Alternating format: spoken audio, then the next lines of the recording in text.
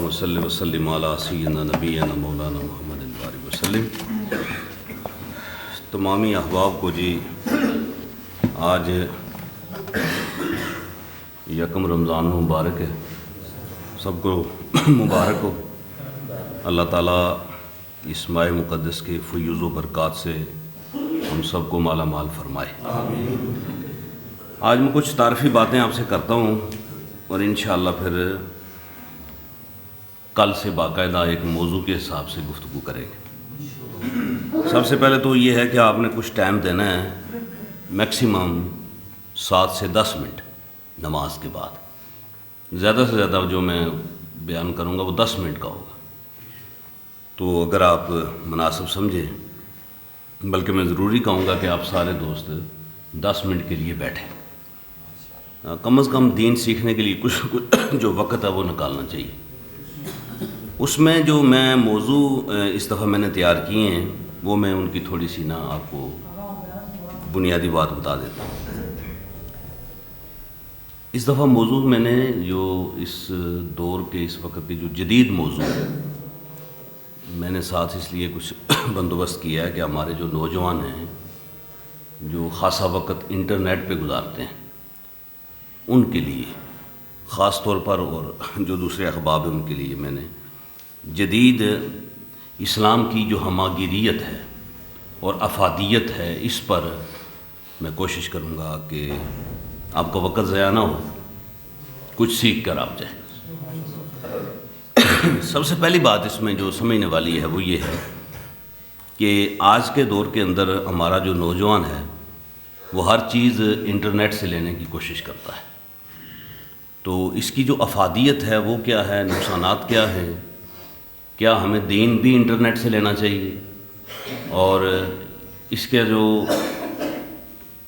منبع نظر ہے اس پر میں کچھ کوشش کروں گا کہ آپ کے سامنے بیان کروں۔ دوسری بات جو ہے کہ ہر چیز سیکھنے سے ملتی ہے، تو دنیا میں واحد ہمارا جو مذہب ہے نا وہ ہم نے بغیر سیکھے حاصل کرنا ہوتا ہے۔ دیکھے جی وہ نماز کیسے پڑھتا ہے، میں اسے پڑھوں گا، کل دوسرے نے کسی اور طرح کی پڑھی، میں ایسے پڑھوں گا، وہ کیا کر رہا ہے، یعنی سیکھ کر ہم کوئی چیز پڑھنا گوارا نہیں کرتے۔ کسی کو کہنا بھائی نماز سیکھ کر پڑھی جاتی ہے، تو 90% لوگ ایسے ہوتے ہیں جو نماز سیکھ کر نہیں، نماز دیکھ کر پڑھتے ہیں۔ جی وہ کیسے پڑھتا ہے، ایک مسجد میں گئے تو اس نے سجدہ لمبا کیا تو آپ نے بھی لمبا شروع کر دیا، دوسری میں گئے مختصر، آپ نے بھی مختصر شروع کر دیا، کوئی جناب پاؤں جوڑ کے کھڑا تھا تو آپ نے جوڑ کے شروع کر دیے، کوئی کھلے کر کے کھڑا تھا تو آپ نے کھلے پاؤں کر دیے۔ تو یہ ہوتا ہے کہ دیکھا دیکھی آپ دین سیکھ رہے۔ تو صحابہ کرام رضوان اللہ علیہ مجمعین نے دیکھ کر نہیں، حضور سے بیٹھ کر سیکھا ہے دین۔ سیکھنا پڑتا ہے نا، محنت کرنا۔ دنیا کا کوئی بھی کام دنیا کا آپ دیکھیں نا وہ سیکھ کر حاصل ہوتا ہے، اس کے لیے نالج بنیادی کچھ ماخذ ہوتے ہیں، وہ سیکھنا پڑتا ہے۔ تو ہم دین کو ہم اس کے لیے وقت ہی نہیں ہمارے پاس کہ ہم کتاب کھول کے دیکھ لیں، ہم کسی عالم کو سن لیں، اس کے پاس بیٹھ کر پڑھ لیں، یہ ہمارے پاس ٹائم ہی نہیں ہوتا۔ چلو رمضان شریف کا مہینہ ہے، لوگوں کی کچھ کوشش ہوتی ہے کہ مسجد میں آئیں، تو آپ بھی کوشش کریں، اپنے بچوں کو خود بھی تشریف لائیں۔ تو انشاءاللہ میں یہ بات آپ کو بتانے کی کوشش کروں گا کہ 1400 سال ہو گئے ہیں دین کو، جو دین اسلام جس کو ہم فالو کر رہے ہیں، یہ قرآن پاک، احادیث نبی، یہ ذخائر جو موجود ہیں نا، ہم ان سے شارٹ کٹ کوئی راستہ استعمال نہیں کر سکتے۔ ہم کہنا کہ ہمارے پاس شارٹ کٹ ہے جی فلاں چیز، تو یہ شارٹ کٹ کوئی نہیں ہے سوائے قرآن و حدیث۔ اب قرآن و حدیث بھی 2 طرح سے آ جاتا ہے۔ مثال کے طور پر میرے پاس یہ قرآن پاک ہے جی، تو اصل جو عبارت ہے وہ کیا ہے، عربی ہے، تو میں کوئی ترجمہ پکڑوں گا تو اس کا مطلب ہے میں جو مترجم ہے میں اس کو فالو کر رہا ہوں۔ میں کس کو فالو کر رہا ہوں، مترجم کو۔ مترجم اینی پرسن، کوئی بھی آدمی ہو سکتا ہے، اس سے میں اختلاف بھی کر سکتا ہوں، اس سے میں جو ہے وہ یقین بھی اس کی بات کا کر سکتا ہوں، یعنی کہ وہ ایک پرسن ہے ہماری طرح۔ اگر آپ کے اندر یہ ہے کہ آپ ایک مترجم کو پکڑ کے اسے فالو کر رہے ہیں، دوسرا دوسرے کو کر رہا ہے، تیسرا تیسرے کو کر رہا ہے، اس کا مطلب ہے کہ آپ کسی شخصیت کو فالو کر رہے ہیں، کسی شخصیت کو فالو کر رہے ہیں۔ ہاں وہ آدمی جس کے اندر اتنی ہمت ہو اتنا علم ہو کہ وہ قرآن پاک کو خود اس کا ترجمہ کر کے اس کے ماخذ کو سمجھ سکے، تو اس سے تو بہت اچھی بات ہے، وہ بہت اچھی بات ہے۔ دوسرا آدمی کہنے نہیں میں تو گوگل پہ ریسرچ کروں گا، میں چیٹ جی پی سے نکال لوں گا، تو اس کے پیچھے کیا ان کا ماخذ کیا ہے؟ ہم نے دیکھنا کہ ان کا ماخذ کیا ہے، وہ کہاں سے چیز کو حاصل کرتے، تو جہاں سے وہ چیز حاصل کر، اس کا مطلب ہے آپ اس کو فالو کر رہے ہیں، آپ قرآن کو فالو نہیں کر رہے۔ آج کے نوجوان کا سب سے بڑا مسئلہ یہ ہے، وہ یہ کہتا ہے کہ میں جو بات کہوں گوگل مجھے فوری بتاتا ہے، تو گوگل کا ماخذ کیا ہے؟ یہ ہے وہ بنیادی بات۔ قرآن پاک کا جو ماخذ ہے وہ وحی الہی ہے۔ قرآن کا ماخذ کیا ہے؟ وحی الہی۔